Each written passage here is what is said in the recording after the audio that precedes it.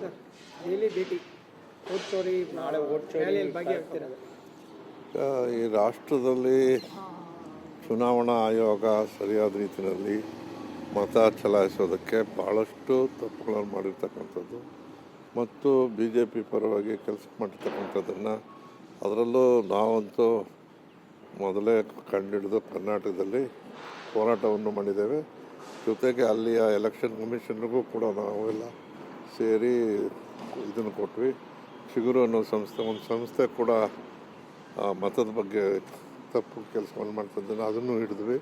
But Karnataka ಮೊದಲು ಕಂಡುಹಿಡಿದ ಮೇಲೆ ಮತ್ತೆ ಚುನಾವಣೆಯಲ್ಲಿ ಕೆಲವು ಮಹದೇವಪುರ ಇನ್ನೊಂದು ಕೆಲವು ಸೆಗ್ಮೆಂಟ್ನಲ್ಲಿ ಒಂದು ಮನೆಯಲ್ಲಿ 80 ಜನ 100 ಜನ ವಾಸ ಮಾಡ್ತಾರೆ ಅಂತ ವೋಟರ್ ಲಿಸ್ಟಲ್ಲಿ ಇದ್ದರೆ ಅದು ಎಷ್ಟು ಸಮಂಜಸ ಅನ್ನೋದು, ಮತ್ತು ಕಾಂಗ್ರೆಸ್ ವೋಟ್ ಹಾಕ್ತಾರೆ ಅನ್ನೋ ಒಂದು ಕೆಲವು ಮಾತುಗಳಿವೆ, ಅವ್ರನ್ನ ಡಿಲೀಟ್ ಮಾಡೋದು ಅಲ್ಲ, ಇದು ಸರಿಯಾದ ಕೆಲಸ ಅಲ್ಲ. ಪ್ರಜಾಪ್ರಭುತ್ವದಲ್ಲಿ ಆ ಸಂಸ್ಥೆಯನ್ನು ಇಂಡಿಪೆಂಡೆಂಟಾಗಿ ಬಿಡಬೇಕು, ಮತದಾರರ ಹಕ್ಕು ಸರಿಯಾಗಿ ನಡೀಬೇಕು ಅನ್ನೋದೇ ನಮ್ಮ ಅಭಿಪ್ರಾಯ. ಆ ದೃಷ್ಟಿಯಲ್ಲಿ ರಾಹುಲ್ ಗಾಂಧಿ ಅವರು ತಗೊಂಡಿರ್ತಕ್ಕಂಥ ತೀರ್ಮಾನಕ್ಕೆ ಇಡೀ ರಾಷ್ಟ್ರ ಇವತ್ತು ವಿವಿಧ ಬೇರೆ ಪಕ್ಷದವರು ಕೂಡ ನಮಗೆ ಜೊತೆಗೂಡಿದ್ದಾರೆ. ಯಾಕೆಂದರೆ ನಮ್ಮ ಹಕ್ಕು ಈಗ ಪ್ರಜಾಪ್ರಭುತ್ವದಲ್ಲಿ ಚುನಾವಣೆ ಪ್ರಾರಂಭ ಯಾವ ರೀತಿ ಆಯಿತು ಅನ್ನೋದನ್ನು ಕೂಡ ಚರ್ಚೆ ಮಾಡಿದೆ. ಮೊದಲಾದರೆ 4 ಆಣೆ ಯಾರು ಜಮೀನಲ್ಲಿ ಕಂದಾಯ ಕಟ್ಟೋರು ಓಟ್ ಹಾಕ್ತಿದ್ದನ್ನು ಒಂದು ಓಟು ಒಬ್ಬರಿಗೆ ಒಂದೇ ಓಟು, ಸಾಮಾನ್ಯ ಒಬ್ಬ ಕೂಲಿ ಕಾರ್ಮಿಕನಿಗೂ ಒಂದು ಓಟು, ಅತಿ ದೊಡ್ಡ ವ್ಯಕ್ತಿಗೂ ಒಂದೇ ಓಟು ಅನ್ನೋದನ್ನು ತಂದು ಇಡೀ ಪ್ರಪಂಚದಲ್ಲಿ ಯಾವುದೇ ಇದ್ದಿದ್ದರೂ ಕೂಡ ಪಕ್ಷ ಯಾವುದೆಲ್ಲ ಬರ್ತಾ ಇರಲಿ, ಅದರ ಚುನಾವಣಾ ವ್ಯವಸ್ಥೆ ಸರಿಯಾಗಿ ನಡೀಬೇಕು ಅನ್ನೋದು.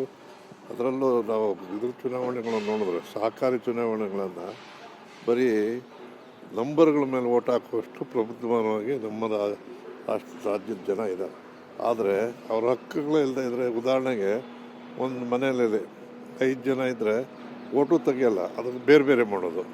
ಒಂದು ಓಟ್ ಒಂದು ಬೂತ್ಗೆ 2, ಇನ್ನೊಂದು ಬೂತ್ಗೆ 3 ಹಾಕಿದ್ರೆ ಎರಡನೇ ಬೂತ್ಗೆ ಜನ ಹೋಗೋದೇ ಇಲ್ಲ, ಓಟ್ನ ಮಾಡೋದೇ ನಿಂತು ಹೋಗುತ್ತೆ. ಇಂಥವೆಲ್ಲ ಕಂಡುಹಿಡಿದ ಮೇಲೆ ಇದನ್ನೆಲ್ಲ ಪ್ರಚಾರ ಆದಮೇಲೆ ನೋಡ್ತಾಯಿದ್ವಿ. ಅದ್ರ ಬಗ್ಗೆ ರಾಷ್ಟ್ರೀಯ ಗಮನ ಸೆಳೀಬೇಕು ಅನ್ನೋದು ನಮ್ಮ ಅಭಿಪ್ರಾಯ. ಅದಕ್ಕಾಗಿ ಮತಚೋರ ಬಗ್ಗೆ ನಾಳೆ ಏನು ದೊಡ್ಡ ಪ್ರಮಾಣದಲ್ಲಿದೆ, ನಾವಂತೂ ಭಾಳ ಜನ ಬಂದಿದ್ದೇವೆ, ನಾಳೆ ಅದರಲ್ಲಿ ಭಾಗಿಯಾಗ್ತೇವೆ. ಸರ್, ಈಗ ಇಕ್ಬಾಲ್ ಹುಸೇನ್ ಅವರು ಜನವರಿ 6ನೇ ತಾರೀಕು DK ಶಿವಕುಮಾರ್ ಅವರು CM ಆಗಿ ಪ್ರಮಾಣ ವಚನ ಸ್ವೀಕಾರ ಮಾಡ್ತಾರೆ ಅಂತ ಹೇಳಿದ್ದಾರೆ. 6 ಅಥವಾ 9 ಆಗುತ್ತಾ ಅಂತ?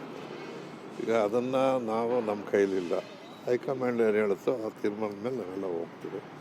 ಇಕ್ಬಾಲ್ ಹುಸೇನ್ ಒಂಥರ ಹೇಳ್ತಾರೆ, ಇನ್ನೊಬ್ರು ಒಂಥರ ಹೇಳ್ತಾರೆ ಅನ್ನೋದು ಇಂಡಿವಿಜುವಲ್ ಅಭಿಪ್ರಾಯ ಆಗುತ್ತೆ. ನಾವೆಲ್ಲ ನಾವು ಸಿನ್ಸ್ ನಮ್ಮ ರಾಜಕೀಯ ಪ್ರಾರಂಭ ಆಗಿದ್ದೆ ಇಂದಿರಾ ಗಾಂಧಿ ದೇವರಾಜ ಅರಸರ ಒಂದು ಅವರ ವ್ಯಕ್ತಿತ್ವ ಮತ್ತು ಅವರ ಕಾರ್ಯವೈಖರಿ ನೋಡಿ ನಾವು ವಿದ್ಯಾರ್ಥಿ ದೇಶದಿಂದ ಇರೋರು ಒಂದೇ ಪಕ್ಷ, ಒಂದೇ ರೀತಿ, ನಾವು ಅದರಿಂದ ನಮಗೆ ಬೇಕಾಗಿರೋದು ಪಕ್ಷದ ಆದೇಶ. ಇವರು ಇವತ್ತು ಕುಶಲಿತ್ವ ತಪ್ಪಾಗ್ತಾ ಇದೆ, ಸರಿಪಡಿಸ್ಬೇಕಂತ ಧರ್ಮ. ಅದು ಮೊನ್ನೆ ಎಲ್ಲ ಇಂಥ ಮಾತಾಡೋರು ಕಡಿವಾಣ ಹಾಕಬೇಕು. ಅವ್ರು ಯಾರೇ ಆಗಲಿ, ಎಷ್ಟೇ ದೊಡ್ಡವರಾದರೂ ಒಂದು ಸಾರಿ ಹೇಳಿದ್ಮೇಲೆ ಅದನ್ನು ಸರಿಯಾದ ರೀತಿಯಲ್ಲಿ ನಡ್ಕೊಂಡು ಹೋಗ್ತಾ ಕೂಡ ಹೈಕಮಾಂಡ್ ಕೂಡ ಸುಮ್ಮನೆ ಇದೆ ಅಂತ ಅದು ನಾನು ಖಂಡಿಸ್ತೇನೆ. ಸರಿ ಇಲ್ಲ. ಅಲ್ಲ ಸರ್, ಈಗ ಒಂದು ಕಡೆ CM ಬಣದವರು ಮಾತಾಡ್ತಿದ್ದಾರೆ, ಖುದ್ದು CM ಪುತ್ರ ಮಾತಾಡ್ತಾ ಇದ್ದಾರೆ, ಮತ್ತು ಈ ಕಡೆಗೆ ಇವರು ಸಹಜವಾಗಿ ಮಾತಾಡ್ತಾರೆ. CM ಪುತ್ರ ಅನ್ನೋದು ದೊಡ್ಡದಲ್ಲ. ಒಂದು ಸಾರಿ MLA ಆಗಿದ್ದಾನೆ, ಒಂದು ಸಾರಿ MLC ಆಗಿದ್ದಾರೆ, ಈಗ ಪ್ರೆಸೆಂಟ್ MLC ಇದ್ದಾರೆ. CM ಪುತ್ರ ಅನ್ನೋದು ದೊಡ್ಡದಕ್ಕಿಂತ ಒಬ್ಬ ಶಾಸಕನಾಗಿ ಮಾತಾಡ್ತಾ ಇದ್ದಾರೆ. ಅವ್ರ ಅಭಿಪ್ರಾಯ ತಿಳಿಸ್ಬೋದು, ಆದರೆ ಸಮಯ, ಸಂದರ್ಭ, ಸನ್ನಿವೇಶ ನೋಡ್ಕೊಂಡು ಬರ್ತಾರಲ್ಲ, ಚರ್ಚೆ ಏನಾದರೂ ಆಗುತ್ತಾ ಸರ್? ಅದು ಅವ್ರನ್ನ ಕೇಳಿಯಪ್ಪ. ಎಲ್ಲ ಬರ್ತಾ ಇರೋದು ಈ ಕಾರ್ಯಕ್ರಮಕ್ಕೆ ಬರ್ತಾ ಇದ್ದೀವಿ. ಡೆಲ್ಲಿಗೆ ಶಿಫ್ಟ್ ಆಗಿದ್ದೀವಿ ಅನ್ನೋ ಗೊತ್ತಿಲ್ಲ, ನೋಡೋಣ. ಓಕೆ, ಧನ್ಯವಾದ.